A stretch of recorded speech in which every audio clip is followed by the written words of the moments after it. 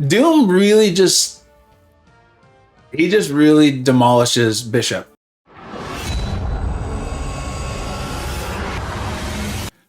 Welcome back to the channel. It's time for War 3 of the season, SSX. We're off to a 2-0 start. My War season has been going very, very well. Lots of new cool things, mainly because I'm using a buffed, amazing champion, American Chavez, and a brand new champion in Carl, Absorbing Man, right? And now we're going to get to bring in iDoom, finally getting to use him, see what all the craze is about. And I don't know, pretty special what I get to see here. So in my last War video, I talked about how I believe that Absorbing Man is by far the best default counter to Annihilus in the game. You're going to see me pick the Uru form here, and I did get some questions on that. I'm going to answer. It's basically because it's going to increase his physical resistance, right? And the way I'm going to play Annihilus is I'm not going to try to stun him. I actually want him getting the stifle or the armor break on me, and that's going to charge up, get my more forms going, right? And then Annihilus, if he does go is unstoppable, Absorbing Man reduces that by 90%, so it doesn't even really end up existing, making a difference in the game. So he's charging me up. So that's why I picked that form. I believe it was OYC and a couple other people asked why, and I'm sorry I didn't talk about that in the last video. So Ebb and Flow knockdown here, right? So when I knock him down, these good things are going to happen. Otherwise, he's going to have that protection up. And here's something I did not account for. You see, I'm going to get a little bit of lucky here. I'm going to actually save myself a lot of potions, basically is what it is. But here we go. So we're going in. You can see I'm intentionally... I'm not even trying to stun him. I know you can sometimes land it and that kind of stuff. There we go. Mess up the SP1 evade. That's good. You see all the morph charges I've got the intercept there, but I really don't need it because he's trying to armor block me. Get the heavy for the nice crit damage stuff there, and through my special. I really should have medium, light, medium. If I did that here, we would have had all those nice big vulnerabilities going. And there I got pushed to my special too. I actually thought it was going to end it. And you can see right here, this is what I'm saying, I got a little lucky. I pushed Terrax to a special 3. A lot of that was due to the global node itself there, right? And that increased power. I held block. I have found that it felt like it does actually kind of work. It's weird. But if he had thrown a special 3, I would have been fine. I just would have saved myself a bunch of potions there, which I wouldn't want to use. So I'm happy about that. I don't think I have to use a single potion this whole war. So now I'm going to use the same thing here. I'm going to be using the Uru again. For the same reason, I'm going to be blocking hits. I definitely want to push Null to his SP2, right? I asked about potentially letting him throw his SP1, then playing like reverse controls or trying to time my special with the encroaching stun so I don't have to worry, or the encroaching corruption, so I don't have to worry about the reverse controls. But like, nah, you'll be fine. Going to go all the way to special 2, because then when Null throws his special 2, he's going to try to place, I think it's 10 armor breaks on me. Absorbing Man is armor break immune, so there's a little bit of finesse to this fight. Let's go ahead and watch this play out, and you're gonna see how this is. But so the prowess build up unblockable. Null's not gonna be building the prowess, right? So I'm not too concerned about that. Return policy, all these things. I'm not gonna be nullifying buffs. So this is really just a Null fight. You want to make sure you live, and you know the reverse controls could be a problem.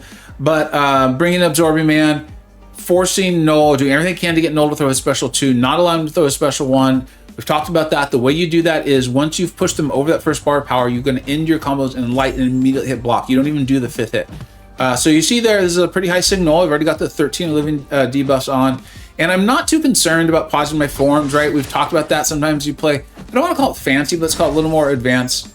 But there we go. And I have refined my form now by throwing the special 1. So that's a good thing, right? But it's really going to be this baiting these special 2s. Look, and you can see I'm already up to 600 morph charges now, so I should do the medium, light, medium, which I apparently chose not to do. Why am I not doing it? I guess I was concerned about the node. I don't know. That's a mistake on my part. I should have done the medium, light, medium, taking advantage of all these morph charges. Looks like I finally did do it into the special, and you can see how much damage it all did. Should have done a little earlier. Maybe I was just trying to send him another SP. I'm not sure what I was seeing in the fight. The idea is just to win the fight and get it down. So there we go. And you see how smooth, how easy that went. Once I hit the medium, light, medium, I had my forms refined. At the medium, light, medium at 150 morph charges or more. Get all those big vulnerabilities up. I've got a whole essentials video on Absorbing Man. So if these are going too fast, because these fights are going very fast, make sure you check that out, watch it. We go over literally everything. Now, I finally got to use Iron Doom, which I was extremely excited to do. This is the first time I've gotten to do it. And he is, I've talked at length in my various videos about, I think he's a very good champion. It would not surprise me over the course of this year and the following we start to see more nodes that he is great for, and more defenders, right? One of the biggest things with him is I feel like a lot of his budget was put into beating Bishop, and you're going to see that. Remember, when Bishop takes those energy damage, he's going to gain multiple prowess. I think it's 3, but with tech champions, it's -1, but it's still 2. And if a champion is going to gain 2 prowesses on a hit, Iron Man, infamous Iron Man, actually turns it into an energy vulnerability. So I'm going to do a lot of mediums to get that going. I'm going to try not to parry because we've got this hard knock life here, but we've got this nice big armor up. There's nothing on the node that would make my armor up go away, right? That's one of the other things with the infamous Iron Man is if he loses his armor up, he loses a lot of his utility. So don't take him into nodes where you could lose that, it gets nullified or that sort of thing. So I'm not gonna parry because I don't want to trigger that hard knock life. And you're gonna see all these mediums are gonna landing these shocks and there's putting these energy vulnerabilities on. So I'm just stacking those up. We're already up to 5, we're up to 6. And then I will eventually, well, there, whoa, what was I doing? I had forgotten about that. That was a nice little dance, nice little play. I don't think that was an input issue. I think that was me just going crazy. So here we go. You can see the immunities. I don't need to worry about the Incinerate from Bishop's SP1. It is very refreshing to not be concerned about that. But once I get close enough to my SP2, I'm gonna go in and then I will hold the heavy there, trigger the aura. I think it's gonna be the next one. I will trigger the aura, his aura of iron, I believe it is called. So here we go. We should go in medium. And yep, into the heavy. Throw the special 2, it is unblockable, and Bishop is dead. Doom really he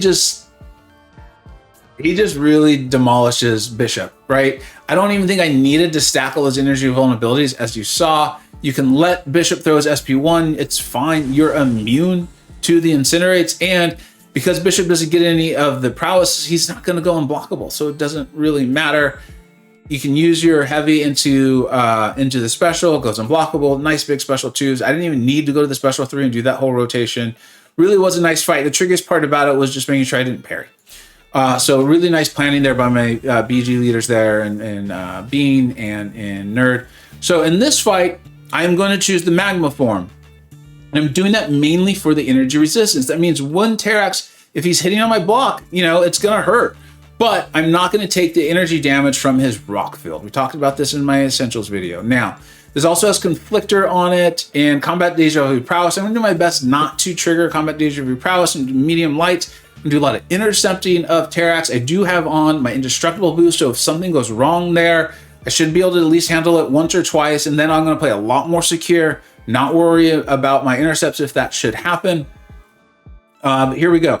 And remember, when Terrax has that rock field up, he's going to be trying to armor break me, which, as we showed with the Annihilus fight, just going to power up my morph charges. And then when I want to, hopefully I make a better decision, medium, light, medium, get all those big vulnerabilities up on Terrax, and this fight will end. And I can tell you right now, because I remember it, it's going to end pretty fast. So here we go. I think I've already landed a couple intercepts, or at least a few happen. Remember, Terrax is supposed to be a little more aggressive when he's in his rock field form. Doesn't always work out perfectly, as I proved tonight in my match against J-Will, but here it is, right? And so I'm gonna go in, throw, I should do medium, light, medium. I did, into the special 2, didn't need to stun or anything like that. Did some really nice big damage. We have 8 of those vulnerabilities up. Now, every contact we make, because we're refined and all that, is putting that Incinerate on Terrax, and that was a 38-second fight. That is Mini Boss Island. Those are the fights surrounding the boss. So those will be some of the hardest fights on the map. And you know how to play it. You know how to play Carl, Absorbing Man, and you can get some results like this. I did do the medium, like medium. I did the heavy punish into a special, so there's some slightly advanced tactics. This wasn't like the super basic styles of playing that I've shown you in the past, but I do think this is doable. This is very, very doable. What he does is in high demand, simplifying some very, very difficult defenders and node combinations. It's wonderful. I'm so glad we have him in this game. And yes, I do think he is the best Annihilus counter. I know there are other good ones out there, but there are nodes that Kabam is introducing more and more into this game that make it difficult for all of those other champions to do it. With Carl, you don't need to stun, you don't need to nullify, you don't need to neutralize, you don't need to buff immune, you don't need to do any of those things. You just play and it works and it's beautiful. We did come up with the winning side of this one. This war got very, very close. So well done to Parade Battle Team. It was very exciting there at the end, and they're all their MVPs. And then congratulations, thank you to, of course, our MVPs, the Jolly. I believe this is one where we had a really nice boss solo. Nerd, my own battle group leader, phenomenal planning with that Doom Trinity. It's so cool to see. And a buddy of mine, and Daddy Longlegs 93, makes sense. A Carl video, Daddy Longlegs 93 up there as the #1 MVP. Let's go ahead and check out the season stats. So the close of War 3, we did win. So SSX 3-0, well on our way to our goal of Masters, right? Can't be better than 3-0 right now. Personally, I have 12 kills, 1 death to Skynet. I refuse to accept that as a legitimate death. My own Apple Watch collaborated with other AI to kill me, and they were successful. Keep an eye out for that sort of thing. 4 total champions used for so far in week 1. I do think we're gonna see a lot of Carl. I was told that I would be doing a lot of Carl as I had him early, had some practice with him. So that's not surprise, and he's just being phenomenal. America Chavez having a great role in War, so I would not be surprised if we see her more too. I do think Carl may start to take the lead. We'll find out. And then being able to use a little more diversity on my roster there with Nick Fury, that was a really fun war. I enjoyed being able to do that. And then Iron Doom coming in. I do wish he was a little more well-rounded in this game. I think he's a very good champion, but man.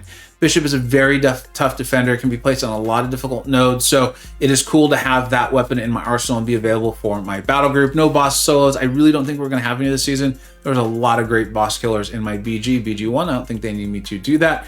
And defender kills. We finally got on the board thanks to my rank 5 Teddy Hulkling. Really enjoyed seeing him get on the board for me. Hope you're having a great war season. Thank you so much for watching. Take care. I hope you either learned something, were entertained, or even better, a little bit of both. Don't forget to like, subscribe. Thanks so much for watching. Take care.